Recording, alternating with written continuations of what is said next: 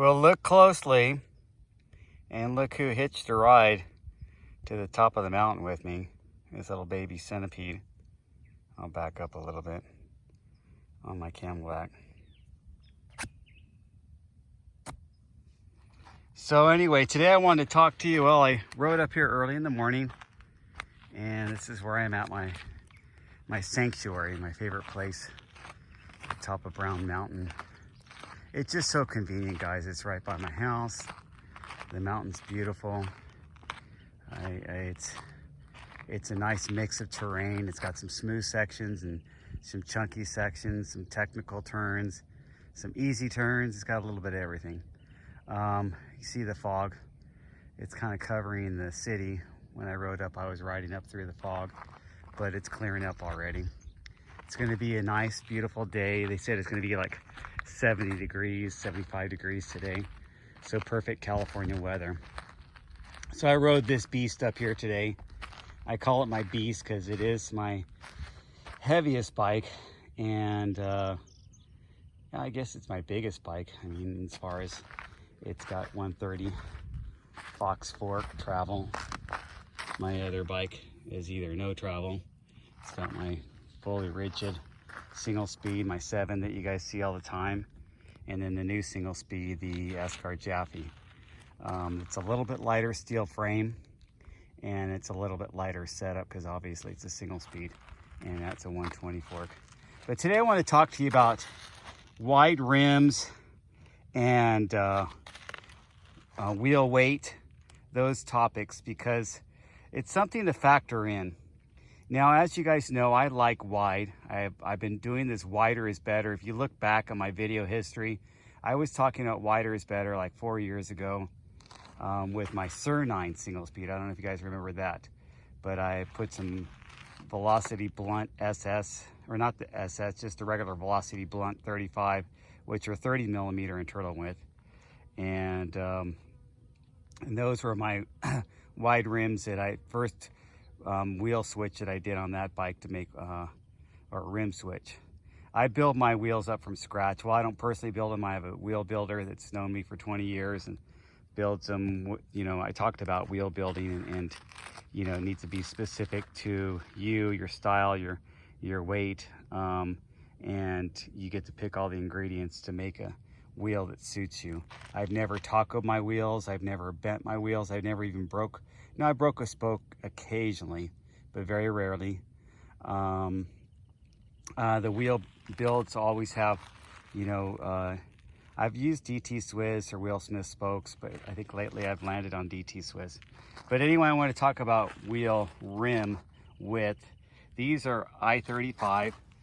That's why it says ARC35. And in the back, because it's dusty, it's the ARC35 ASIM. So these wheels, the rims are kind of heavy. When you get an internal 35 millimeter, it's heavy, and that's weight where you really don't want it, but you don't have a choice if you want that wide rim feel. So, and then you combine that with these heavy tires. These are the Maxxis Minion DHF. I think they're a little over 1,000 grams. And then the rim, and then the Maxxis Rekon. These are just a regular EXO, but those are I think around 800 grams, something like that. So if you combine that 600 gram rim, most wider wheels are going to be in the higher end of 600 gram.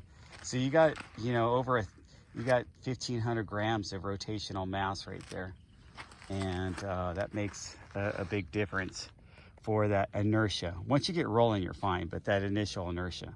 So going downhill, it feels great because it doesn't matter. You're rolling and you don't really notice it, but it's those start and stops and the climbing through technical stuff where you're going to notice it. And I'm okay with it. I've learned to adapt because I would rather have to adapt and be a little bit slower on my climbs and have that extra stability and confidence on my descents. But that's just me. And then another thing that, so if, a lot of wheel sets, they advertise a complete wheel build, you know, 1,800 grams, 2,000 grams. Some of them get down to like 15, 16. they're going to use a narrow rim, even if it's carbon. Carbons really don't, there's not a lot of bigger carbon rims. Most of the carbon rims kind of go up to 30 internal width millimeter. That you see a few that are 35 and 40, but for the most part, a lot of the rims are at that, they seem to stop at that 30 millimeter. And 30 is fine. I have a couple 30 millimeter internal width wheel sets with rear wheels. My fronts are usually 35 or 40, but if you put a narrower tire, these are 2.6 on here, but if you put like a 2.3 or 2.4 on a 30 millimeter rim, I think it profiles really nicely. I don't really like 2.6 on that narrow of a rim. I think 2.6 belongs on a 35, but that's just my feelings.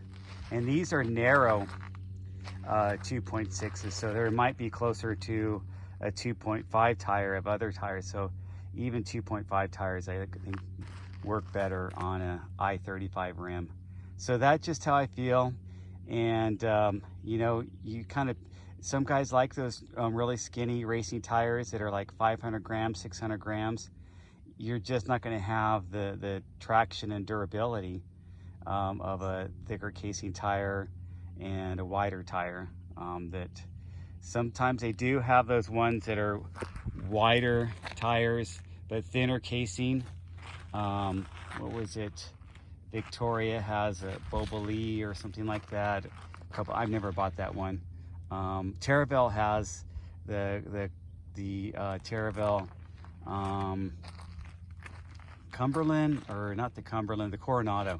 I have the Coronado on my other bike, and that's pretty light for a pretty thin walled for a 2.8 tire.